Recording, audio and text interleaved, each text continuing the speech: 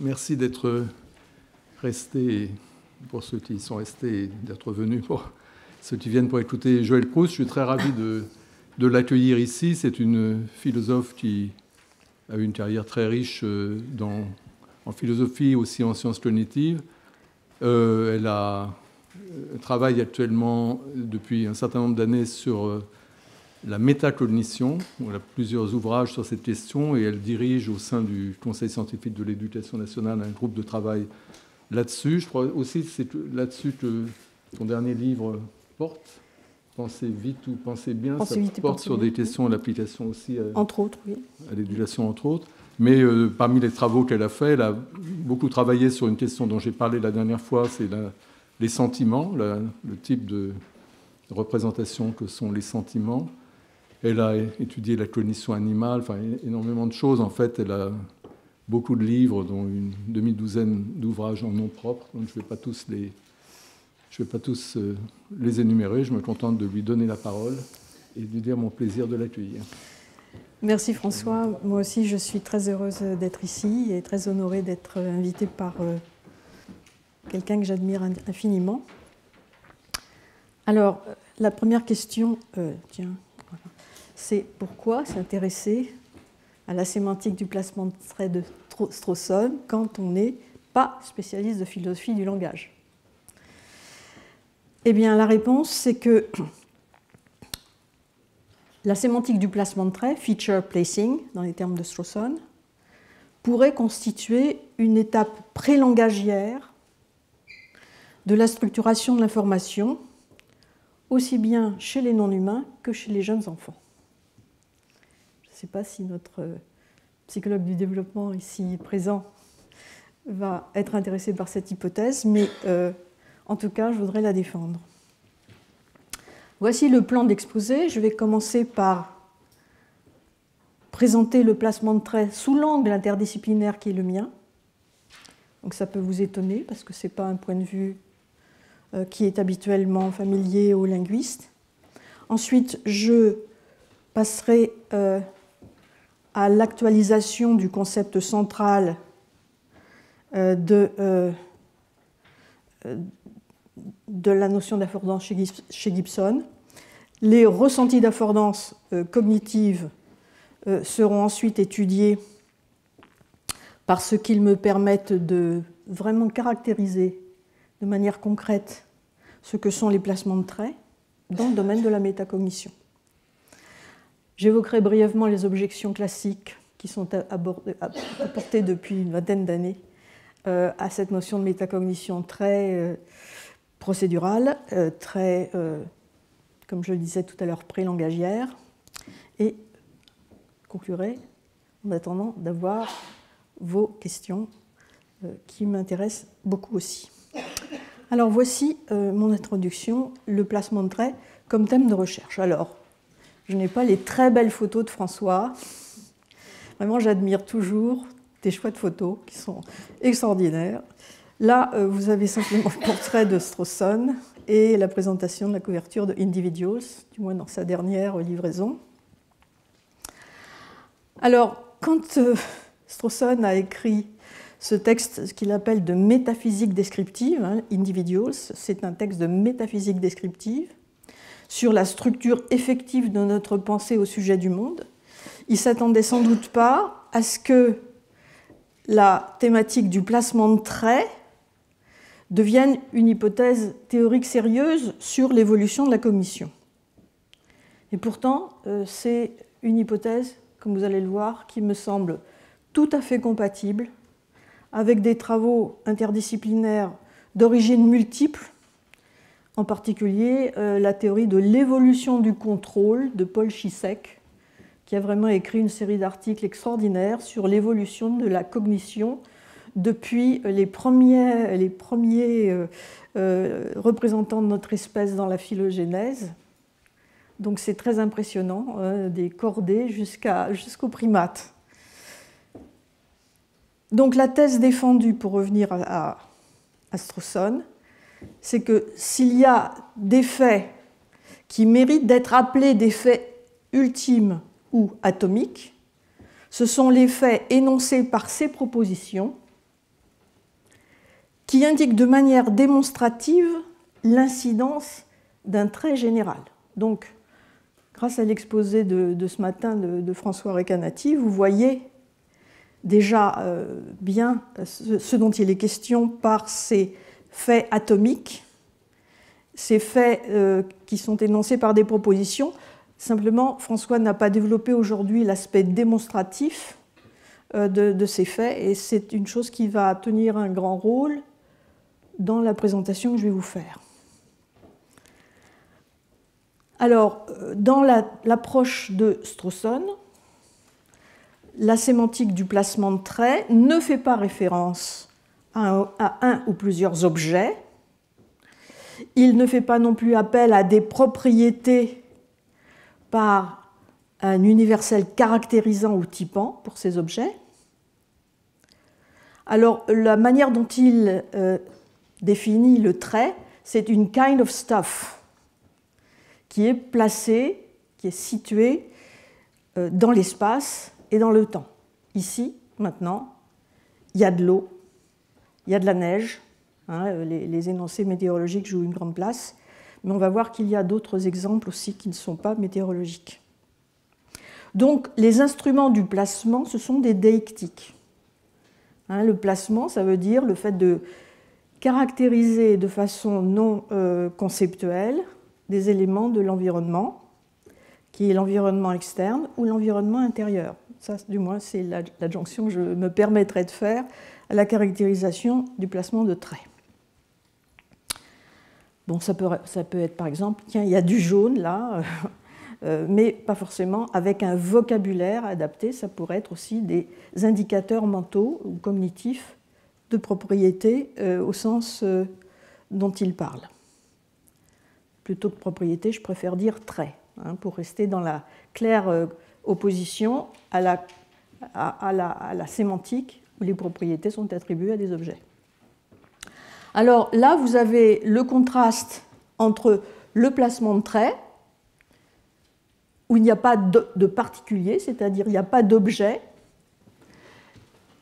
Dans la colonne de droite, vous avez le même énoncé retraduit et enrichi dans une sémantique qui dispose de particuliers à caractériser. Donc dans la colonne de gauche, vous reconnaissez les énoncés maintenant il pleut, la neige tombe, il y a de l'eau ici, et de façon plus amusante, il y a de la souris ici. Cet exemple chez Strawson, c'est il y a du chat. Mais je trouve qu'il y a du chat par le moins qu'il y a de la souris, ou il y a du lièvre. Hein. Un chasseur va dire il y a du lièvre. Il ne veut pas dire qu'il y a un lièvre qu'il a vu, il veut caractériser plutôt cette affordance, hein, on va utiliser le mot tout de suite, qu'il compte exploiter. Il y a du lièvre. Donc déjà on voit dans ces exemples, comme d'ailleurs le reconnaît tout à fait Strawson, c'est que ce feature placing, il n'est pas absent de la sémantique contemporaine.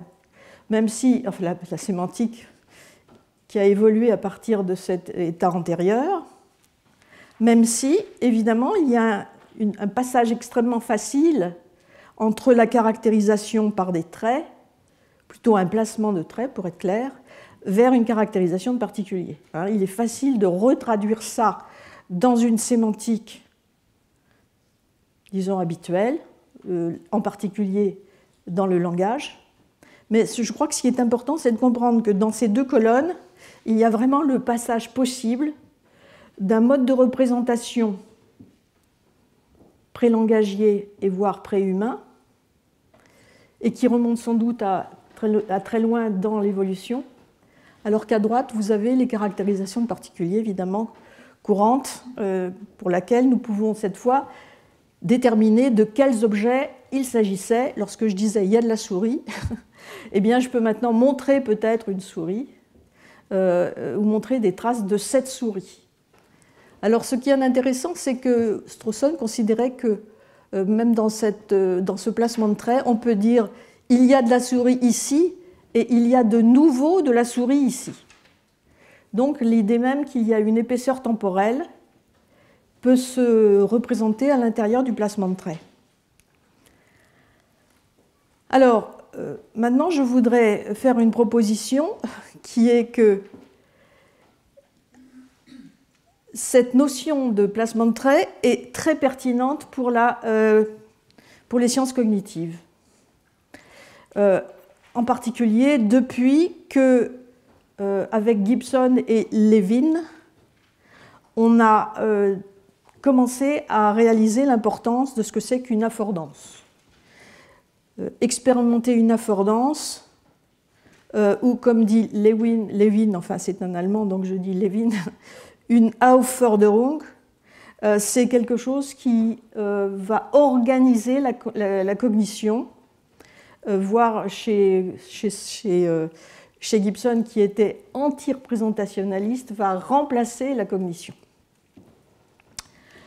Alors cette approche a également intéressé des phénoménologues comme Dreyfus et Kelly, qui ont eux-mêmes inventé cette notion de affordance sensing. Pezzulo et Číšek, dont je parlais tout à l'heure, également sont centrés sur le concept d'affordance parce qu'ils comprennent l'importance essentielle dans l'évolution de la cognition, cette catégorisation, si j'ose dire, sans particulier, hein, qui est présente bien avant l'humain. Et maintenant, ce que je propose, c'est qu'on peut également utiliser cela pour l'expérience subjective de sa propre activité mentale, lors même qu'on ne dispose pas encore des concepts mentaux pertinents. Alors, donc, je vais essayer de démontrer que le placement d'affordance, le placement de trait, pardon, est étroitement lié aux affordances.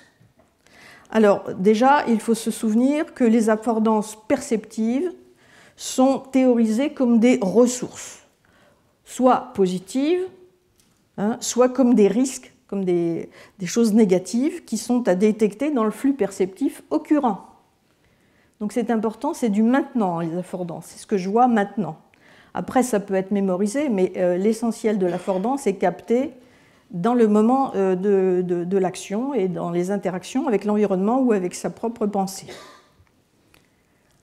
Et selon la théorie dite écologique de la perception, les animaux aussi, hein, Gibson défend également cette idée, les animaux perçoivent leur environnement directement sous forme d'affordance. Alors, il y a un point de discussion entre scientifiques, c'est que la détection d'une affordance implique une potentialisation d'action dans un contexte donné. C'est-à-dire, je vois un risque, hein, je suis un animal, je vois mon prédateur, je fuis. Et l'affordance, c'est indissociablement la vision, hein, la détection. Ça peut être une détection qui peut être aussi auditive, ou dans toute autre modalité selon l'animal concerné. Mais le fait de détecter un risque directement potentialise une réponse à ce risque. De même, pour une opportunité de se nourrir, par exemple, ça potentialise directement une approche vers la nourriture. Alors que la notion de placement de trait telle qu'elle est définie à l'origine, enfin, chez Strawson du moins, ne comporte pas cette notion de potentialisation. Mais évidemment, nous avons à résoudre cette question. Est-ce que oui ou non, la sémantique du placement de trait implique une potentialisation d'action? Alors, Gibson, la plupart des théoriciens ont un rapport ambivalent avec Gibson parce que Gibson a vraiment une œuvre très importante en matière de perception. Et ces définitions de l'affordance sont toujours extrêmement pertinentes pour nous. Il écrit en 1979 « Les affordances de l'environnement sont ce qu'il offre à l'animal, ce qu'il lui fournit ou lui procure, que ce soit en bien ou en mal. » Et Cheméreau, 2003, qui d'ailleurs, à cette occasion, cite, sans vraiment creuser le sujet, le travail de Strawson, dit « Les affordances sont des relations entre les capacités des animaux et les caractéristiques de l'environnement. » Alors, tout le monde insiste, Gibson, Cheméreau, tous les spécialistes des affordances, que ce sont des relations qui sont à la fois réels et perceptibles, mais on ne peut pas dire que ce sont des propriétés de l'environnement ou des propriétés de l'animal. Donc là, je pense que c'est un point qui est familier aux linguistes, parce qu'on ne peut pas évidemment conclure d'une expression de relation qu'on pose ou qu'on est même capable de distinguer qui est l'objet, qui est le sujet. Ce sont des relations, disons, qui vont servir au contraire ultérieurement à les dissocier. Alors, un problème, le caillou dans la chaussure, c'est que Gibson s'estime anti-représentationnaliste et donc minimise beaucoup le rôle du traitement de l'information dans la perception. Il tient absolument à soutenir que les conceptions représentationnelles sont incompatibles avec la perception directe et érigent des barrières entre l'animal et l'environnement. Il faut dire que depuis son époque à maintenant, on a changé de concept de représentation. La notion de traitement de l'information est beaucoup plus fluide et riche que ne l'étaient ces conceptions sémantiques un petit peu traditionnelles qu'il avait en face de lui. Et donc, je vais essayer de très vite vous indiquer quelles sont les révisions contemporaines du concept d'affordance gibsonienne que même des grands amis de Gibson sont obligés de prendre en considération. En particulier sur le rôle de l'information, puisque pour Gibson, il y avait une espèce d'accord direct entre la posture, par exemple, et puis l'être au monde. En fait, maintenant, on se rend compte que les affordances, elles ont bien des voies informationnelles. Et ça, c'est une approche, c'est l'approche des grands spécialistes des neurosciences de l'action qui nous l'ont montré, en distinguant une voie dorsale et une voie ventrale, y compris à l'intérieur des affordances. La voie dorsale concerne les affordances motrices de bas niveau. Par exemple, quand vous prenez un verre, comment savez-vous quel est le bras que vous devriez utiliser et quel est le meilleur geste, le plus économique possible de là où vous êtes? Eh bien, c'est une affordance motrice qui vous le dit, c'est-à-dire qu'il y a un calcul informationnel qui vous fait choisir la bonne main, les bons doigts, tenant compte de vos blessures éventuelles, etc. Et puis, il y a la voie ventrale qui concerne les affordances de haut niveau. Par exemple, quels sont les fruits à manger en premier? Vous voyez une corbeille de fruits, vous allez choisir celui qui a les affordances supérieures, sans même y réfléchir, grâce à de nouveau une voie ventrale de traitement de l'information motrice. Bon, là, je simplifie à outrance pour vous faire voir que la notion d'information joue en effet un rôle dans les affordances. Alors, il y a 4 points essentiels à retenir sur lesquels Gibson a été réfuté. Bon, je viens de le dire, la vision dépend d'un traitement d'information effectué à plusieurs niveaux, soit dans la catégorisation des affordances, qui est une catégorisation elle-même préconceptuelle, et de bas niveau dans les effectivités motrices. Ça, je viens de le dire. Mais la deuxième chose, c'est qu'il est faux, contrairement à ce qu'affirmait Gibson, que la vision ne cible que des affordances. Il existe des formes allocentriques de perception, où par exemple les relations entre objets sont perçues les uns relativement aux autres, indépendamment de ma position. Donc ça, c'est quelque chose qui n'était pas envisageable par Gibson, puisqu'il pensait que vraiment la perception était une affaire directe d'interaction entre moi et mon environnement perceptif. Ensuite, le sens de direct de perception a changé. Comme je vous l'ai dit, on ne peut pas ignorer l'importance médiatrice, causale de l'information. Mais elle peut être directe aussi dans un autre sens, c'est-à-dire qu'elle potentialise des programmes d'action avant même que l'objet soit consciemment perçu. Alors ça, c'est quelque chose de passionnant que nous révèlent des chercheurs sur les émotions, comme Lisa Barrett et son équipe, où elle montre qu'effectivement, vous réagissez inconsciemment, mais de façon appropriée, à la détection d'une affordance. Par exemple, vous êtes en forêt, vous marchez en forêt en pensant à autre chose, en discutant avec quelqu'un, et puis d'un seul coup, devant vous se présente un morceau de bois qui pourrait tout aussi bien être un serpent, d'après sa forme.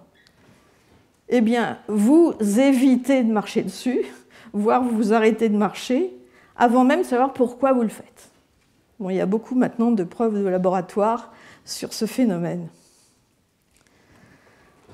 Et puis alors, il y a le dernier caractère qui me paraît particulièrement intéressant à discuter, c'est la valence. La valence, qu'est-ce que c'est? C'est en fait Levin qui l'a introduit en science avec sa notion de Aufforderung Charakter. Notez qu'Aufforderung, ça veut justement dire affordance.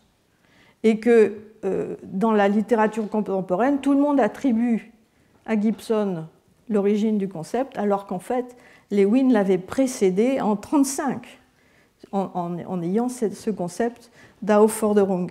Et c'est Tolman qui, en traduisant Levin, a traduit Aufforderung par valence. S'il avait traduit par affordance, on aurait évidemment tout de suite eu un développement de la psychologie très différent.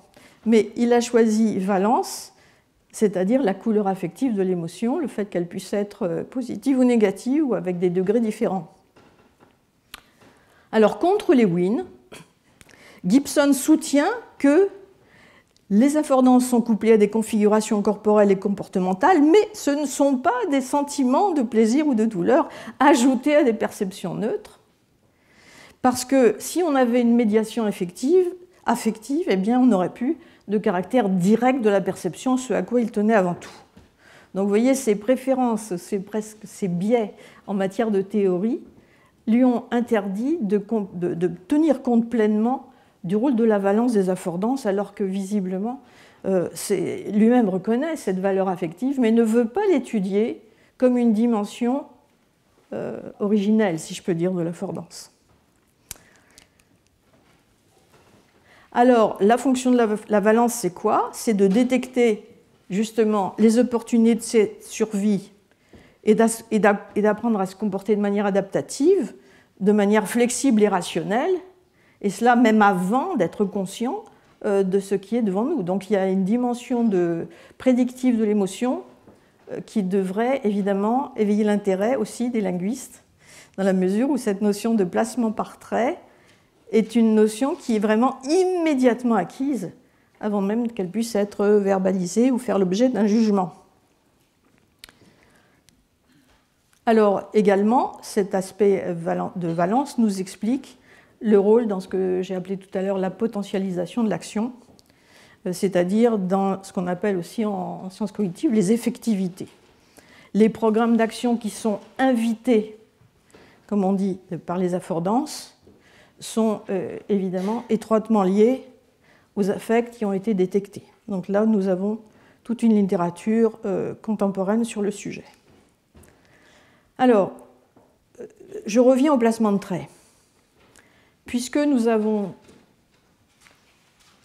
avez pu observer l'analogie entre les placements de traits et la fonction des affordance sensing, c'est-à-dire des ressentis d'affordance, est-ce qu'il s'agit de la même attitude? Est-ce que dans les placements de traits, il ne pourrait pas y avoir un lien également soit logique, soit inférentiel entre la valence ressentie et puis le placement de traits? Quel est exactement leur rapport? De mon point de vue, le plus plausible, c'est de dire que la valence est constitutive du placement de traits. C'est-à-dire que sans valence, vous n'auriez pas cette espèce de catégorisation préconceptuelle de l'environnement, avec aussi toute la notion de pertinence qui peut accompagner cette notion de placement de traits.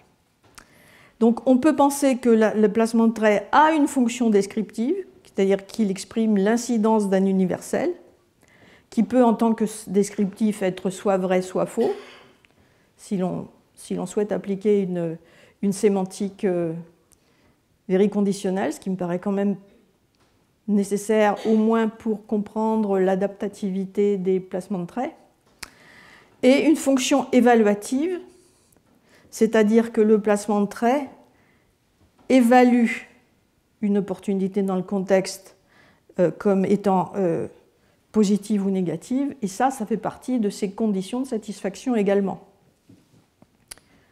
Donc ce couplage entre description et évaluation me semble particulièrement importante pour les théoriciens des attitudes, parce que jusqu'à présent, on a eu tendance à opposer ces deux dimensions. Par exemple, on a les croyances et les désirs. Les croyances sont descriptives, les désirs sont évaluatifs. Mais là, l'idée, c'est qu'il y aurait déjà au niveau des placements de traits les deux dimensions présentes dans cette attitude. Ce n'est pas tout à fait nouveau, parce que, comme vous connaissez peut-être les travaux de Millikan, entre autres, sur le push-me pour Liu, c'est exactement ce qu'elle cherchait à définir. Sauf que Millikan cherchait à le définir en termes propositionnels, et qu'en termes propositionnels, enfin conceptuels, ça coince. Alors, je propose donc de réviser les constituants du placement de traits sous l'angle de la valence, de l'incitation à agir, mais aussi d'une autre dimension que je n'ai pas encore évoquée, c'est l'intensité. Donc, pour déjà vous donner une idée de l'ensemble de ma conception de cette attitude, quand on dit « il y a de la neige », on a en tête un universel trait, qui est neige. On a le temps maintenant, le lieu ici. On a une intensité qui n'est pas forcément dite, mais qui est pensée par celui qui dit « il y a de la neige ». Donc il y en a beaucoup, il n'y en a pas beaucoup. Il y a une valence qui dépend des circonstances du penseur. Soit il souhaite faire du ski, soit il faut qu'il enlève la neige pour sortir sa voiture. Et nous avons cette notion de potentialisation de l'action, potentiation de l'action, qui est liée au fait qu'il y a une valence, et donc la valence vous pousse à agir d'une façon ou d'une autre. Alors, je reviens à l'intensité du trait dont je n'ai pas dit grand-chose. Pourquoi est-ce qu'il faut dire qu'il y ait une intensité? Eh bien, c'est que quantifier le trait est essentiel quand votre métaphysique est composée de kind of stuff. Vous ne pouvez pas, et ça, alors c'est l'évolution de la communication qui nous le dit, parce qu'il se trouve que j'ai eu la chance de pouvoir travailler sur la communication animale de façon détaillée, y compris chez des espèces comme les oiseaux ou comme les primates. Et ce que l'on constate, c'est qu'il y a une contrainte d'informativité. C'est-à-dire, lorsque vous ne communiquez pas à n'importe quel niveau, vous essayez de transmettre l'information pertinente pour vos destinataires et pour vous-même aussi.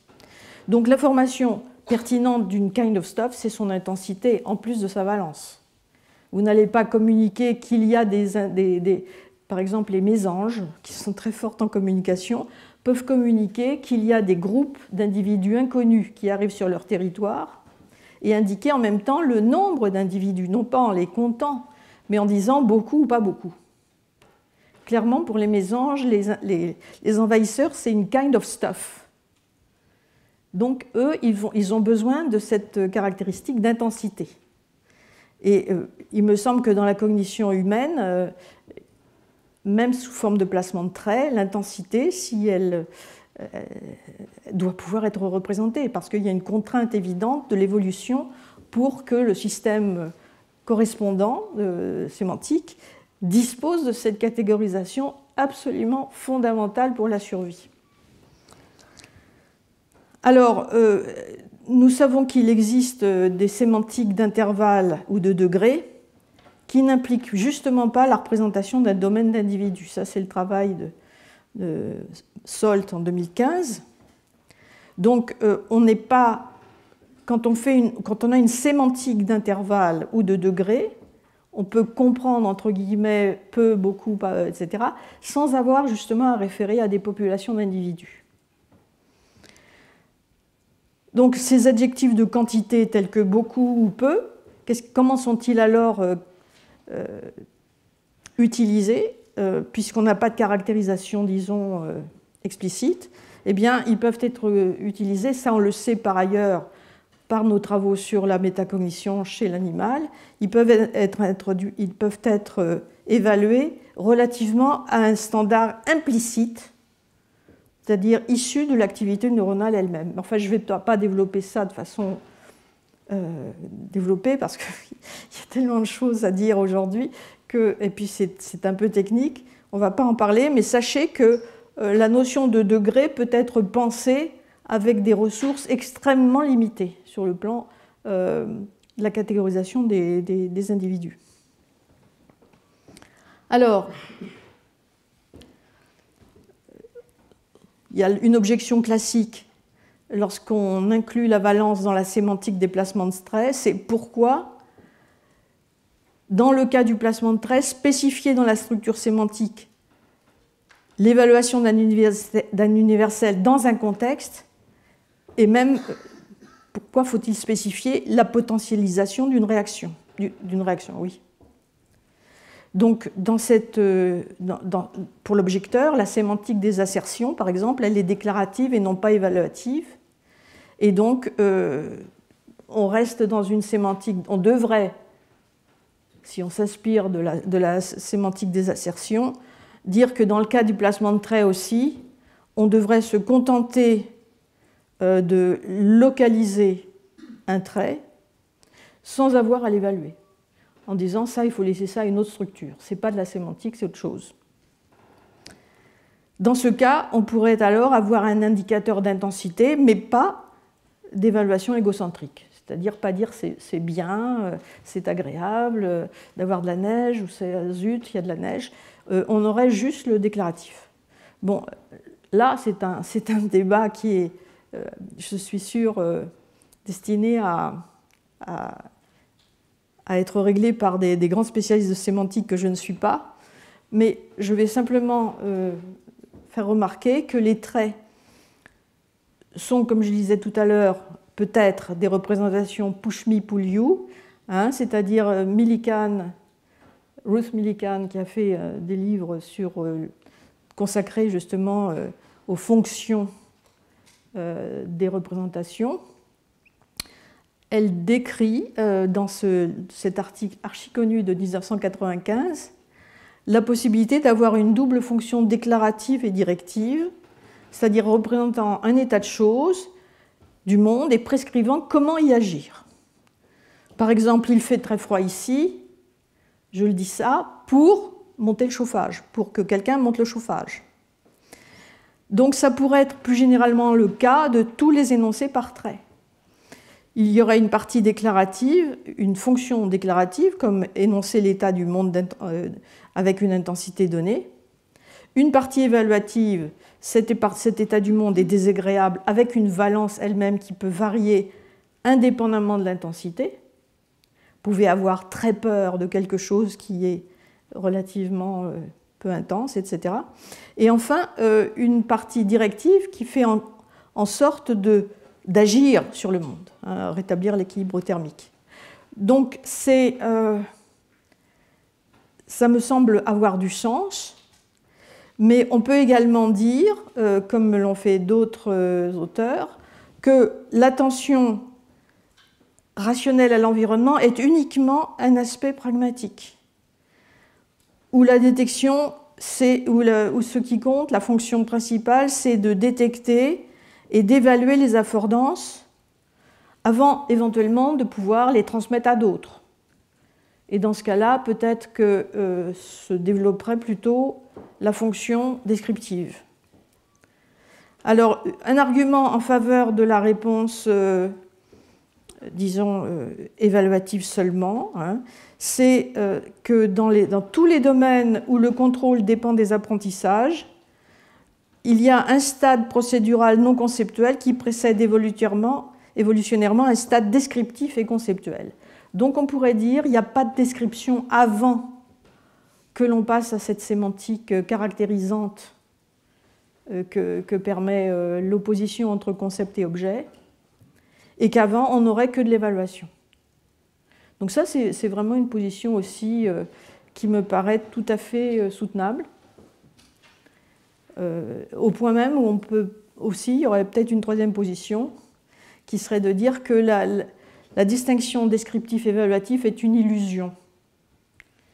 Parce que notre langage courant contient aussi des évaluatifs, toutes sortes d'éléments et de constituants qui sont de type émotionnel, et nous ne pouvons très difficilement décrire quelque chose sans déjà caractériser les choses de façon émotionnelle. Mais enfin, ça, c'est un très très gros débat que je suis certainement pas à même de soutenir longtemps. Mais je m'en remets à vous pour approfondir ce sujet.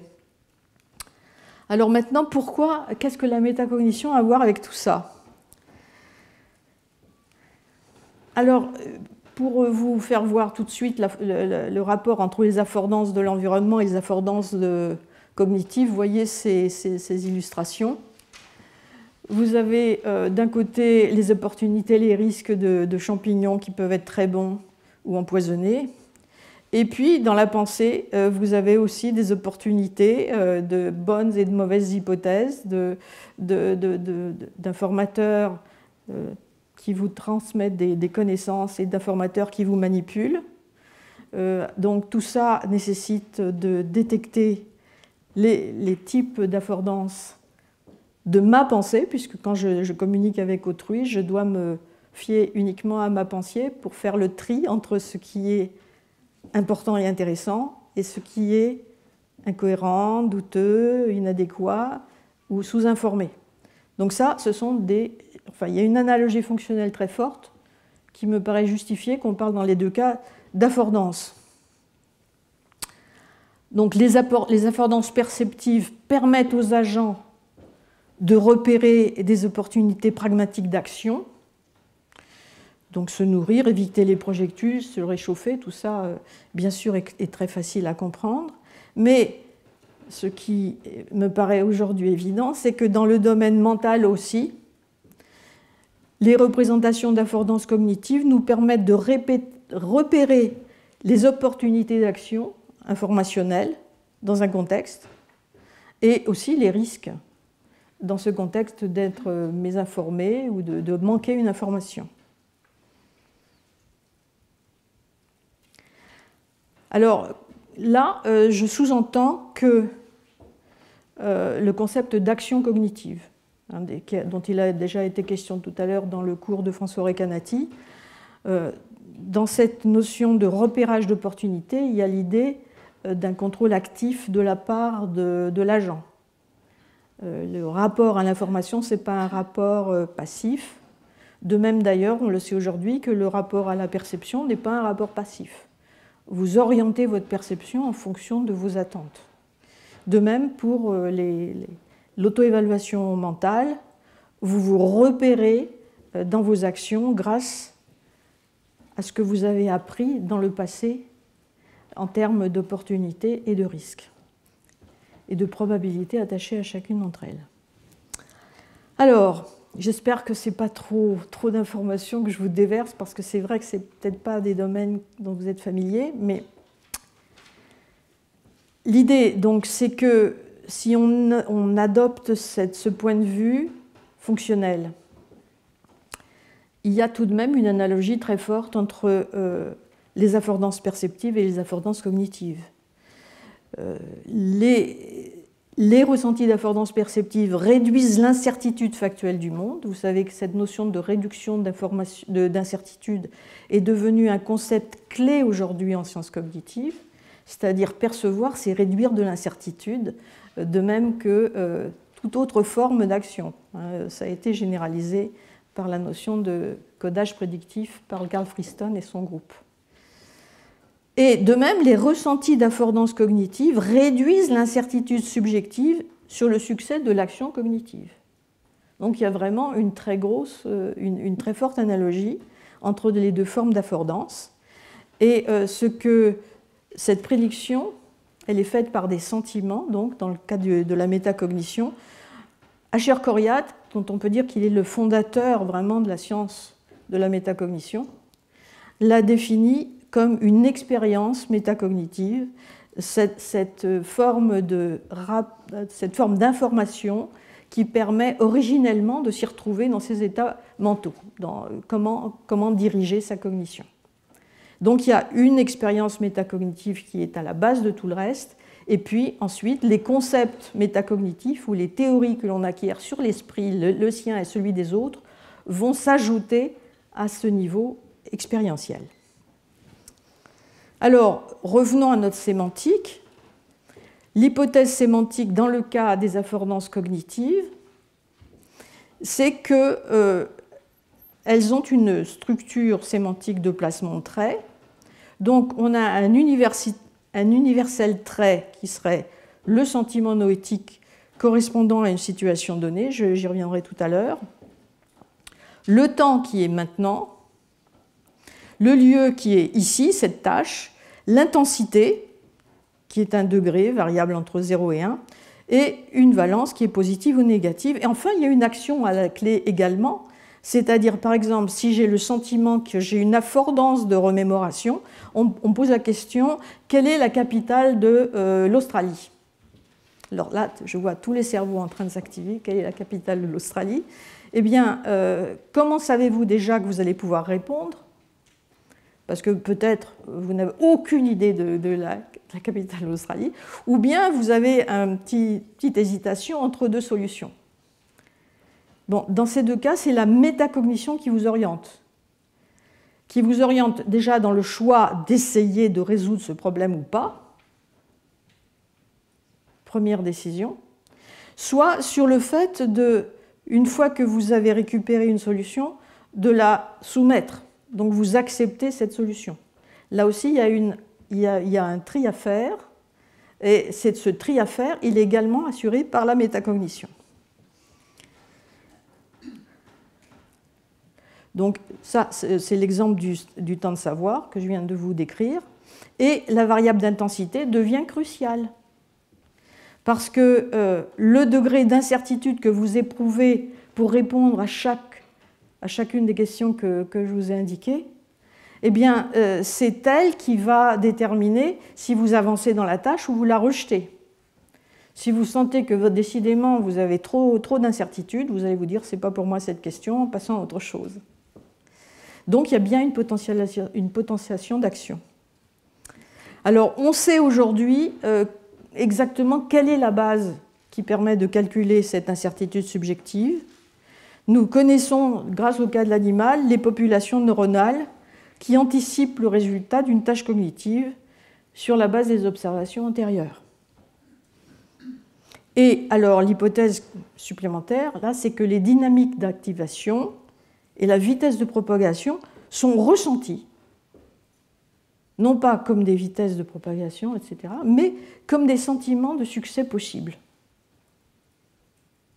Donc c'est vraiment alors là, c'est de la métaphysique que je vous propose, hein. C'est que les sentiments noétiques, ils ont un rôle causal. Pourquoi? Parce qu'en fait, ils sont la traduction même des propriétés neuronales sous-jacentes, ce qu'on appelle la dérive de diffusion. Alors, c'est évidemment des hypothèses extrêmement lourdes pour le placement de traits, hein, qu'aucun sémanticien n'a à faire, mais je vous dis simplement comment ça marche pour que vous commenciez à prendre ça au sérieux.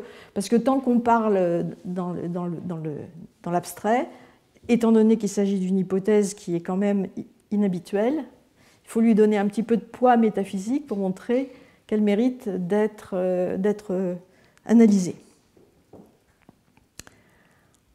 Alors, oui, ça je vous ai déjà dit tout à l'heure, même si elle a précédé la sémantique conceptuelle, détachée, sujet-objet, etc., la sémantique en trait placé ne s'applique pas uniquement à des états antérieurs de la cognition humaine, mais elle concerne un rôle expressif dans le langage quotidien à propos de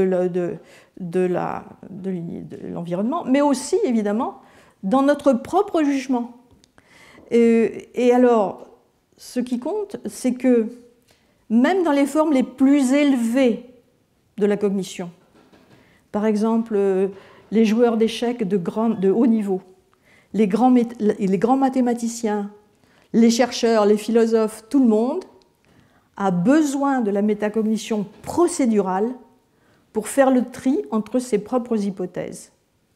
En d'autres termes, elle a besoin du placement de traits, y compris pour décider quelle est l'hypothèse la plus prometteuse. Bien sûr, il y a une base de raisonnement qui est ce sur quoi j'ai travaillé, mais cette base de raisonnement est évaluée grâce à ces moyens qui sont émotionnels, rapides et fondés sur des dynamiques de probabilité antérieures. Donc ce n'est pas n'importe quoi.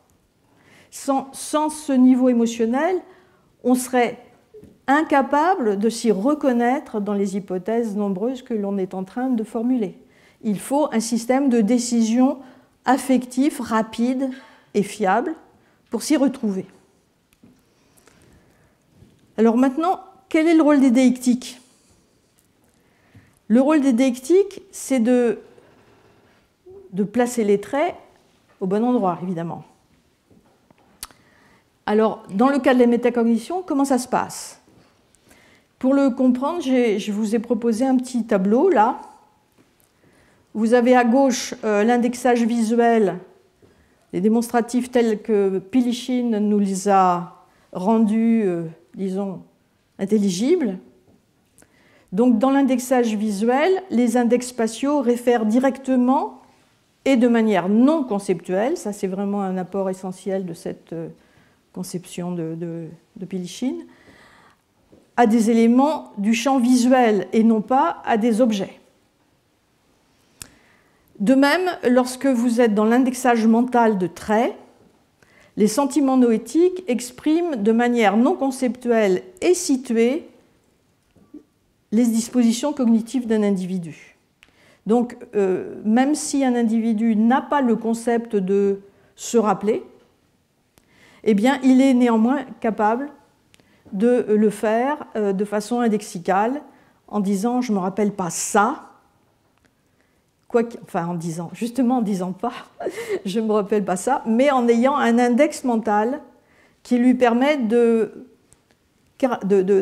pointer vers la tâche en cours. Et non seulement de pointer vers la tâche en cours, mais de pointer vers le moment de la tâche en cours, puisqu'en fait, il y a 3 moments, je ne sais plus dans quel diapo j'en parle, je crois que j'en parle par la suite. Avant la tâche, choisir si je peux la faire. Pendant la tâche, est-ce que j'ai commis des erreurs? Et après la tâche, est-ce que j'accepte mon résultat? Donc là, c'est très intéressant de voir que l'indexage mental correspond à l'indexage visuel sur ce plan-là. C'est-à-dire on peut caractériser, on peut pointer vers un objet d'intérêt, qui soit dans le champ perceptif ou dans le champ mental, sans disposer de concept pour le caractériser. Ensuite, le deuxième caractère de l'indexage d'après Pilychine, c'est que l'indexage visuel permet le contrôle sensorimoteur de l'espace péripersonnel, évidemment. La fonction de l'indexage, c'est de contrôler, c'est de pouvoir saisir les objets, de pouvoir repérer les trajectoires des objets malgré leur déplacement. Enfin, des objets, plus exactement, j'ai parlé d'objets, d'éléments, pas d'objets. Eh bien, de même, l'indexage mental a une fonction prédictive dans le contrôle des actions cognitives qui correspond au contrôle sensorimoteur, mais au niveau du choix des actions, l'arrêt des actions et les changements de décision concernant les actions. Troisième point, l'indexage sur des pré-objets assure l'ancrage pour l'acquisition de concepts visuels. Eh bien, c'est également le cas dans la métacognition humaine. L'indexage sur des dispositions assure l'ancrage ultérieur de concepts épistémiques. Et on voit ça chez l'enfant. L'enfant de 2 ans, 18 mois, a des capacités métacognitives sans avoir de langage. Et quand il aura un langage, il pourra se référer à son incertitude en utilisant des mots, et surtout son niveau de confiance. Enfin, les index spatiaux permettent de repérer des universaux traits quand une sémantique conceptuelle est absente, et bien de même, les sentiments noétiques permettent aux agents d'évaluer leurs dispositions, même sans sémantique conceptuelle. Donc il y a des différences quand même, c'est que dans le cas des index visuels, la perception des trajectoires d'objets dans l'espace guide les actions physiques, tandis que, évidemment, dans l'indexage mental de traits, le contrôle des actions cognitives suppose de prédire le progrès de l'action sur la base d'un feedback exclusivement endogène. Donc on ne voit pas les objets se déplacer dans l'espace comme dans le cas des indices visuels. Il faut garder la trace de ces traits sur la base de la structure prédictive à laquelle l'action est soumise. Donc c'est cette notion de modèle direct de l'action, qui est une des hypothèses les plus courantes pour expliquer cela, c'est-à-dire quand vous vous engagez dans l'action, vous vous représentez déjà toutes les étapes que vous allez avoir à suivre. Et sans cette notion de contrôle de l'action avec son modèle direct, qu'on appelle modèle forward en anglais, forward model, sans cela, vous ne pourriez pas savoir où vous vous arrêtez d'agir, ni où vous vous êtes trompé, et comment revenir en arrière, etc. Donc il y a bien une organisation de l'action qui est supposée existante pour qu'un indexage soit possible dans le domaine mental. Je pense que c'est pareil aussi pour le domaine visuel d'ailleurs, mais ça nous entraînerait trop loin. Deuxième point, l'indexage visuel dépend des trajectoires perçues dans le monde et l'indexage des sentiments du feedback de l'action en cours. Et enfin, le suivi spatial des index est requis, alors que les index mentaux interviennent aussi à 3 étapes de l'action.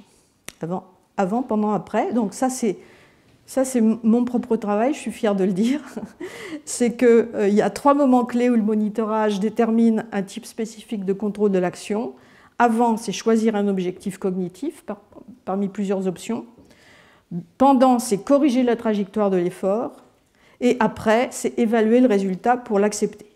Il y a beaucoup de chercheurs, par exemple Steve Fleming, qui se consacrent uniquement à l'après, dans le cas de la perception, parce que c'est plus facile de s'intéresser à cette étape, pour voir comment les gens acceptent leurs décisions perceptives. Ça, il sait très bien faire. Mais par contre, les 2 autres étapes ont été assez peu étudiées, sauf l'avant a été étudié aussi par des problématiques expérimentales chez l'animal. Donc, avant, je vais plutôt commenter cette slide. L'avant, le milieu et l'après, vous voyez. Les sentiments correspondant à l'avant, c'est par exemple le sentiment de curiosité, de familiarité, le sentiment de savoir, le sentiment de confiance sur mes capacités à venir, et le tip of the tongue. C'est l'impression, les sentiments qui me prédisent le succès. Pendant, vous avez les sentiments d'erreur, les sentiments d'incompréhension, le sentiment d'incohérence, le sentiment d'intérêt, le sentiment de confusion.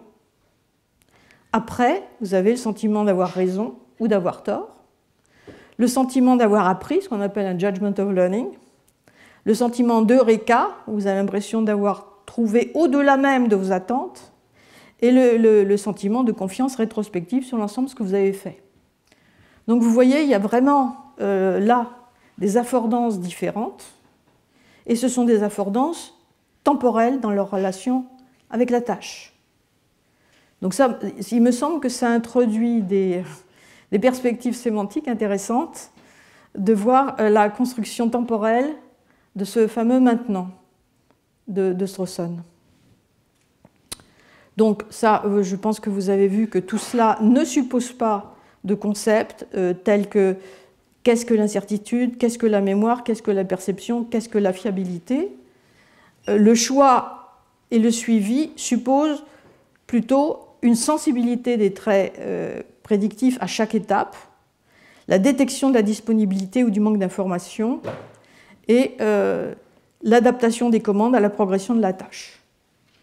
Alors, j'avais prévu de vous parler d'objections méta-représentationnelles, mais si je le fais, je retire du temps de discussion.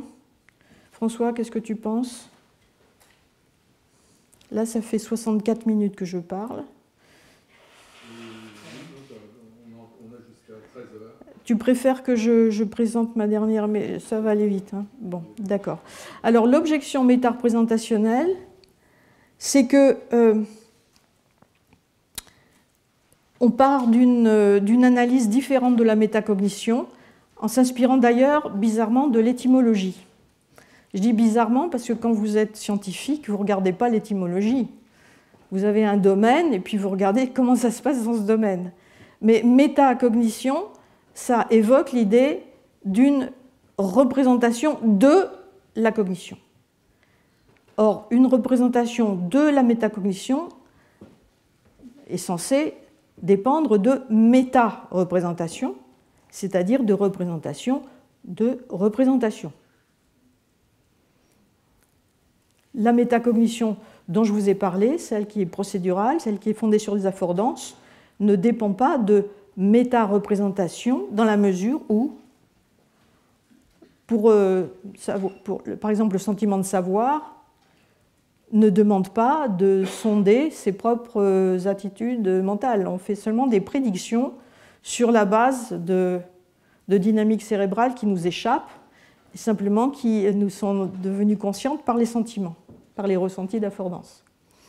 Donc il y a vraiment un conflit entre l'hypothèse méta-représentationnelle et l'hypothèse qu'il pourrait y avoir une autre étape antérieure à ce qu'on appelle la métacognition explicite, qui est cette métacognition représentationnelle, dans la mesure où ça ne correspond pas à l'étymologie de métacognition, puisque ce n'est pas une cognition de la cognition, c'est un contrôle de la cognition. Donc il y a cette espèce dans la littérature, un conflit déjà depuis une trentaine d'années qui est en voie de résolution, je crois, au profit de mon camp, c'est que après avoir refusé pendant des années de considérer qu'il y avait un aspect du contrôle métacognitif qui existait avant la métacognition explicite, bon, ces auteurs métareprésentationnistes disent non, mais avant ça compte pas, c'est pas de la métacognition.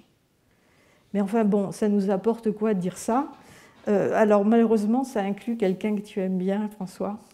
Alors c'est pas Peter que tu aimes bien peut-être aussi, mais c'est quelqu'un que tu aimes encore plus que Peter. Peter Carothers, depuis 2009, a été un ardent défenseur de la conception métareprésentationnelle, disant il n'y a pas de métacognition procédurale. Ça ne veut rien dire puisque c'est pas méta, donc ça ne compte pas. Et donc, il défend une conception hautement interprétative en disant que notre accès à nos attitudes est toujours interprétatif plutôt qu'introspectable, même si les données permettant de s'auto-interpréter sont plus riches que ce qui est normalement disponible pour interpréter autrui. Donc pour lui, le système qui fait l'évaluation et ceux sur lequel porte l'évaluation n'ont pas besoin d'appartenir au même organisme, mais de toute façon, l'évaluation dépend de méta-représentation, c'est-à-dire une théorie de l'esprit. C'est parce que j'ai la capacité d'analyser mes propres états mentaux à travers ce qu'on appelle la théorie de l'esprit. Malheureusement, je n'ai pas le temps de vous expliquer dans le détail ce qu'est une théorie de l'esprit, mais croyez-moi, il y a cette conception que quand on a les bons concepts d'états mentaux, eh bien, on apprend à détecter ce que les autres pensent, même si ce n'est pas nous-mêmes les états mentaux que nous avons nous-mêmes. Mais dans cette conception de Carothers, l'évaluation suppose de représenter les attitudes mentales en tant que mentales, c'est-à-dire de les méta-représenter pleinement. Et voilà l'autre personne qui le défend aussi, Joseph Perner. Il écrit « La métacognition est communément définie », alors lui aussi il fait de l'étymologie, comme la capacité de savoir que l'on sait ou de penser que l'on pense. Plus généralement, on peut la considérer comme la capacité d'avoir un état mental à propos d'un état mental. Ainsi, le fait de sentir que l'on ne sait pas ou d'être conscient que l'on sait peut être considéré comme un acte de métacognition. J'estime que cet élément récursif, donc métareprésentationnel, d'un état mental à propos d'un état mental définit la métacognition. Donc c'est vraiment dommage qu'un grand développementaliste se fie à l'étymologie pour définir ce qu'est la métacognition. Moi, ça me fait de la peine, ça fait des années qu'on ferraille sur ce sujet, bien sûr. Donc, exemple d'application de la thèse de Perner, évaluer si on se rappelle correctement ou non un nom suppose de reconnaître que ce qui est retrouvé est un souvenir.